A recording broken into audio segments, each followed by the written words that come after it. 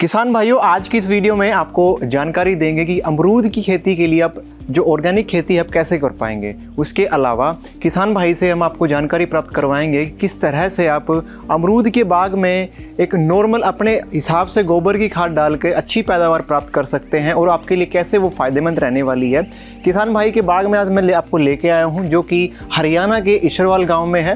तो चलिए किसान भाई से मिलवाते हैं आपको और जानकारी प्राप्त करवाएं कैसे ये आपके लिए फ़ायदेमंद है और आप किस प्रकार से जो है रसायन खाद को छोड़कर जो कुदरत की जो नॉर्मल आप ऑर्गेनिक खेती आप जो आसानी से कर पाएंगे। तो चलिए किसान भाई से मिलते हैं और उनसे जानकारी प्राप्त आपको करवाएंगे। नमस्कार जी। नमस्कार जी। नमस्कार। एक बार जो किसान भाई आपको देख रहे हैं उनको अपना परिचय दीजिए। सभी किसान भाइयों को नमस्कार। मेरा नाम अमरजीत है, तहसील तोशाम, जिला भिवानी, हरियाणा। जी अमरजीत जी, जैसे आप नॉर्मल अमरूद की जो खेती करते हैं, ठीक है, वो कब से आपने स्टार्ट करी? ठीक है, उससे पहले आपने कैसे सोचा भी आपको अमरूद की जो ऑर्गेनिक खेती है करनी चाहिए? किस तरह से आपको आइडिया आया? देखिए, सबसे पहले तो हम खेती करते नहीं थे 2019 से पहले। तो अच्छा। मैं एक दुकानदार था और खेत हम वैसे ठेका वगैरह पर दे देते थे। फिर मैंने वैसे स्टार्ट में तो शौकिया तौर पे ही स्टार्ट किया था। अच्छा। हाँ, तो मैंने सोचा इसमें कुछ जैविक करते हैं। यूट्यूब पे देख देख के जैविक का शौक जग गया था। तो उसमें मैंने ऐसे ही सोच के मैं बागवानी करनी है ये सोच के मैंने अमरूद सेलेक्ट कर लिया। हाँ, उस समय मुझे कोई ज़्यादा ज्ञान नहीं था तो इसलिए मैंने अमरूद सेलेक्ट कर लिया और ये मैंने 2019 से स्टार्ट कर दिए। मेरे 3.5 साल हो गए इस बाग को लगाए हुए। अच्छा, टोटल बाग मतलब कितने एकड़ में आपने बाग लगा रखा है? 4 एकड़ में लगाया मैंने जी। 4 एकड़ के अंदर लगा रखा है। टोटली आपने जैविक खेती का यहाँ पे जैविक खाद का इस्तेमाल किया इसके अंदर? हाँ जी, टोटल है। शुरू से अब तक हम जैविक खाद का इस्तेमाल कर रहे हैं जी। अच्छा, तो जैविक खाद से अगर बात करें तो किस किस पेस्टिसाइड का आप इस्तेमाल करते हैं जैविक खाद के लिए? कौन कौन सी चीज़ें आप इस्तेमाल करते हैं जैविक खाद बनाने में?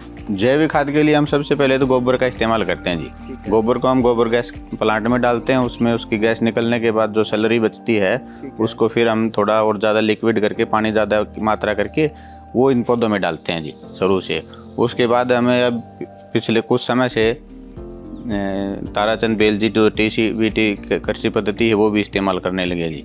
उससे हमें कुछ थोड़ा एक्स्ट्रा बेनिफिट मिला जी। मतलब उसमें जो अमरूद की पौधा है उसमें कैसे बेनिफिट मिला आपको? फ़ायदा कैसे मिला? उसमें क्या है कि इसमें जो अमरूद में सबसे ज़्यादा निमाटोड और फंगस की शिकायत आती है जी।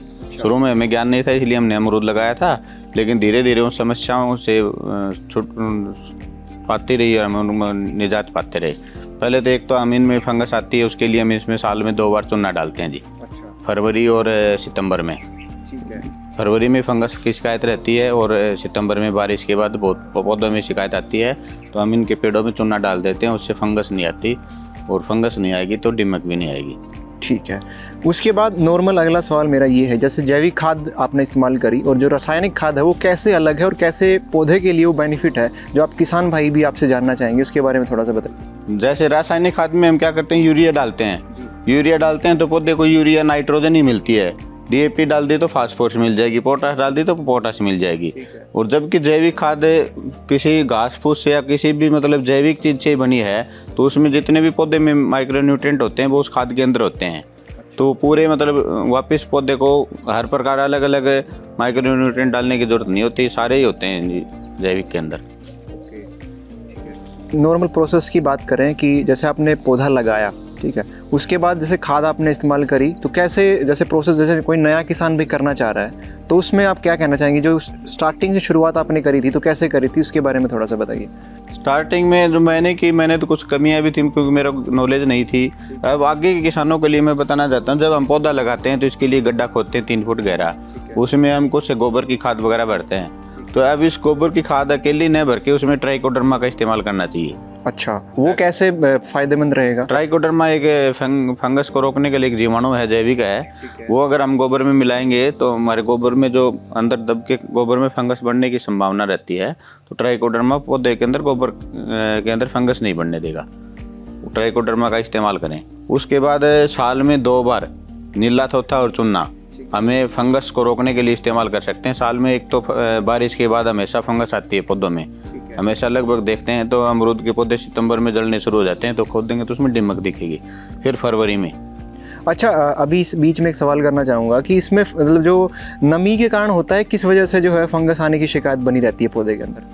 पौधे के अंदर एक समानांतर सा जब मौसम आता है ना, एक गर्मी सर्दी के बीच का, वो जो समय है ना उसमें हमने देखा है, जैसे सितंबर का समय है, फरवरी का समय है, इसमें हमने देखा है कि इसमें फंगस ज़्यादा बनती है इस मौसम में। अगर उस समय हम फंगस को रोक देते हैं, जैविक में तो यही उपचार है कि हम या तो ट्राइकोडर्मा डालें, ट्राइकोडर्मा से तुरंत इस प्रभाव से अगर नहीं रुकती है तो हम चूना डाल सकते हैं। चूना वो जो हम दीवारों पे पुताई करते थे, कड़ी जिसको बोलते हैं, 200 लीटर में 2 किलो चूना, और साथ में अगर ज़्यादा दिक्कत है तो 2 किलो हम नीला थोथा भी डाल सकते हैं उसके अंदर।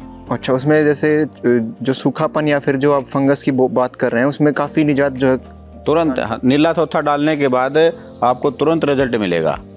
आज अगर डाल दी तो कल ही पौधा आपका स्वस्थ हो जाएगा, 1 दिन में ही रिजल्ट है उसका। अच्छा, 1 दिन के अंदर रिजल्ट मिल जाता है? 1 दिन के अंदर तुरंत वो कॉन्टैक्ट फंगिसाइड की तरह काम करेगा। पौधे के जब भी फंगस के संपर्क में आओगा तो आपकी फंगस खत्म हो जाएगी, पौधा उसी दिन से फिर से स्वस्थ हो जाता है।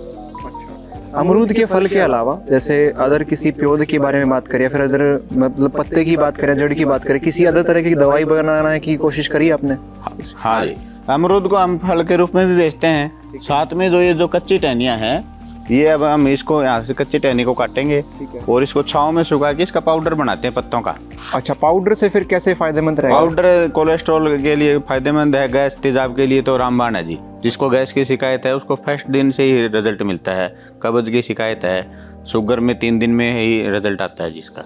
अच्छा, उसमें मतलब नॉर्मल फल के अलावा मनुष्य को और भी ज़्यादा फायदे इस पेड़ से जो रहने वाले हैं। हाँ, ठीक है। नॉर्मल जो जैविक खेती है, ठीक है, आप कर रहे हैं, उसमें नॉर्मल रासायनिक खेती से और जो आप जैविक खेती कर रहे हैं उसमें किस प्रकार का बदलाव आपको देखने को मिला और कैसे वो बेनिफिट है? मतलब जो फल के जो पैदावार की बात करें तो पैदावार में कैसे फायदेमंद चीज़ है वो? मैंने जहाँ तक नोट की है, जैसे हमारी कुछ बेल वाली सब्जियाँ होती हैं और बागवानी है, इसमें बहुत अच्छा रिजल्ट आता है जैविक का।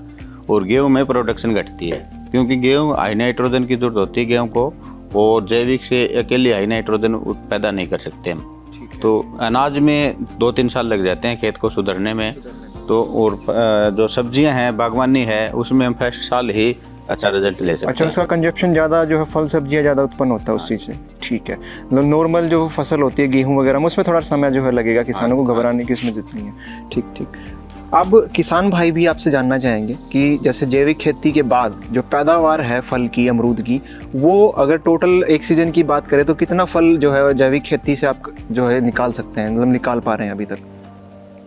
वैसे देखो, मेरे साथ में और बाग भी लगे थे रासायनिक के, वो पहले के भी थे और बाद के भी थे, वो तो उखड़ चुके हैं अमरूद के, क्योंकि हमारा एरिया अमरूद की जो ज़मीन है अमरूद के लायक नहीं है। और ये उत्पादन की बात है, उनसे हमारा उत्पादन 2 गुना 3 गुना तक आया है जी। अच्छा, जैविक खेती से इतना फायदा आपको मिला है? अमरूद के लिए बागवानी, कोई भी अमरूद क्या, बागवानी के लिए जैविक में आना बहुत आसान है, इससे प्रोडक्शन भी बढ़ती है जी। बागवानी के लिए बेस्ट है। अनाज के लिए मैंने आपको बता दिया था कि अनाज के लिए एक बार ये आपको प्रोडक्शन घट सकती है, लेकिन बागवानी में बढ़ेगी। अच्छा, टोटल जैसे आपने कंपैरिजन किया, जैसे नॉर्मल जो रसायन का जो यहाँ पे खाद का इस्तेमाल करता है, ठीक है, आप जैविक खेती का इस्तेमाल करते हो, तो उसमें कोई जो बदलाव कुछ लगा आपको पैदावार के अंदर, फल वगैरह के अंदर क्या बदलाव लगा? पैदावार का तो जी, जब हमारा 2 साल का पेड़ था तब हमने हमारे किसी साथी के 2 साल के पेड़ पे जो फल गिने तो 150 फल थे। अच्छा। हमारे खेत में 700 से 800 फल थे प्रत्येक पेड़ पे। और उनका जो टेस्ट है वो रसायन से थोड़ा अलग था? टेस्ट तो आप अब देखो, अभी तो इस पे फूल है, आप फल के टाइम पर आओगे तो कोई भी कस्टमर ऐसा नहीं कि जो एक बार इसको खा ले और न ले। ठीक, मतलब जैविक खेती स्वास्थ्य के लिए काफ़ी एक महत्वपूर्ण चीज़ है मनुष्य के लिए, जो भी आप जो कर रहे हैं वो काफ़ी एक अच्छी चीज़ है। किसानों के रासायनिक का आप इस्तेमाल करना बंद कर देना चाहिए, आप उस बारे में क्या कहना चाहेंगे? मैं तो यही कहूँगा, किसानों को धीरे धीरे जैसे अनाज पैदा कर रहे हैं तो कम कर देनी चाहिए। उसके लिए हमें मतलब यूरिया जैसे हम इस्तेमाल कर रहे हैं तो कट्टा भर भर के कर रहे हैं, उसकी जगह हम स्प्रे करेंगे ना तो वही यूरिया आपको 50 किलो की बजाय 5 किलो से काम चलेगा। तो इस तरह हम उत्पादन भी सही ले सकते हैं और धीरे धीरे कम हो सकती है। उसके आगे बढ़ते हुए जैसे पौधे के लिए आप खाद तैयार करते हैं, उसमें आप कौन कौन सी चीज़ों का इस्तेमाल करते हैं, उसके बारे में थोड़ा सा बताइए। मैन तो हम सबसे ज़्यादा तो इसमें इस्तेमाल करते हैं गोबर गैस की स्लरी। अच्छा, ठीक है। उसके बाद में इसी पेड़ पे जो फल गिर गए, जो तोतों ने, पक्षियों ने खा लिए, या किसी में फ्रूट फ्लाई ने डंक मार दिया तो वो फ्रूट में कीड़े पड़ गए, तो उन फलों को हम इकट्ठा करके 1000 लीटर की टंकी में भरते हैं। उसमें फिर 30 किलो गुड़ डाल के उसको 45 दिन तक फर्मेंटेशन होने देते हैं जी। अच्छा, हाँ, फिर वही फ्रूट जो हमारा खराब फ्रूट था वो एक बहुत ही अच्छी औषधि के रूप में और एक ग्रोथ प्रमोटर के रूप में वापस हमें मिलता है जी। अच्छा, वो मतलब पौधे के अंदर आप उसका डाल देते हो खाद के तौर पे, और वो वही फल जो सड़ गया था वो आपके लिए काफी फायदेमंद बन हाँ, जाता वही है। वापस एक बहुत अच्छी, जो हम 400-500 रुपये लीटर ग्रोथ प्रमोटर लेके आते हैं, उस लेवल की चीज़ तैयार हो जाती है जी वो। ओके, ठीक है। लास्ट में अगर किसी किसान को आप राय देना चाहें या फिर एडवाइस करना चाहें कि रासायनिक खेती से आपको दूर जाना चाहिए और जैविक खेती को अपना लेना चाहिए, तो उस बारे में आप क्या कहना चाहेंगे? मैं तो यही कहूँगा कि किसानों को मतलब पूरे खेत में एक साथ अगर जैविक करने की हिम्मत नहीं है, छोड़ने नहीं चाहते, उत्पादन छिड़ रहे हैं, तो वो किसान भाई थोड़ा में आधा किला में 1 किला में शुरुआत करें।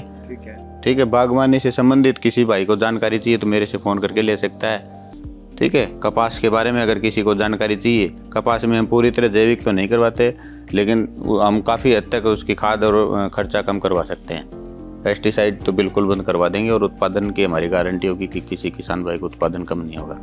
ओके, ठीक है। हम जिस तरह हर प्रकार के जो फल हैं हमारे, जैसे नींबू है तो नींबू का फल हमारा जो ख़राब हो गया उसका भी हम जैव रसायन बनाते हैं, अमरूद का बनाते हैं। अब हमने 1000 लीटर शहतूत का भी बना रखा है।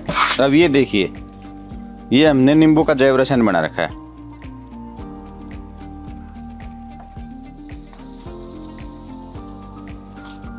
बताता हूँ आपको, इसमें हमने सहजन का बना रखा है। ये 1000 लीटर हमने अमरूद का बना रखा है, जिसमें 1.5 क्विंटल अमरूद है, 30 किलो गुड़ है। अच्छा, और उस साइड की जो टंकी उसमें शहतूत है। अच्छा, लंबे वाला जो लाल शहतूत होता है जी, वो 1 क्विंटल शहतूत है और 30 किलो गुड़ है। ठीक है। ये ताराचंद बेल जी की पद्धति है, TCBT, उसके अंदर ये इसको जैव रसायन बोलते हैं। इसका साइंटिफिक तरीके से मैं आपको बताऊं, क्या होता है कि जब हम इसमें 30 किलो गुड़ डाला है 1000 लीटर में, तो वो फर्मेंटेशन होगा, फ्रूट फर्मेंटेशन होगा, तो इसमें एक अल्कोहल बनेगा। तो अल्कोहल बनेगा, अल्कोहल एक सैनिटाइजर की तरह काम करता है। तो पौधे को सैनिटाइज कर देगा, हर प्रकार की बीमारी से मुक्त कर देगा। साथ में इसमें जो फल डाल रखा है उसके अंदर जितने भी माइक्रोन्यूट्रिएंट हैं, ठीक है, वो फल से बाहर आएंगे, पानी में आ जाएंगे, तो पौधे को एक वो माइक्रोन्यूट्रिएंट भी मिलेंगे जी। ये एक बहुत ही अच्छी पद्धति है TCBT, ये भी किसानों को इस्तेमाल करनी चाहिए। मतलब एक काफी फायदेमंद चीज है। हाँ, इसमें मतलब सारे जो तरीके हैं एक साइंटिफिक तरीके हैं। मैंने तो अभी इस्तेमाल किए 3 साल के बाद।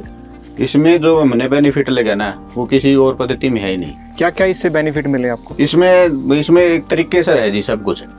फ्रूट है, इसका जैव रसायन है, ये थोड़ी पेचीदा लगती है जी हर एक किसान को। अच्छा, लेकिन मैंने आपको बता दिया, एक तो ये मतलब इसमें गुड़ डला है, फर्मेंटेशन हुई है एनाएरोबिक कंडीशन में, ठीक है। तो इसमें किसी प्रकार का बैक्टीरिया, हानिकारक बैक्टीरिया नहीं रहता इसके अंदर।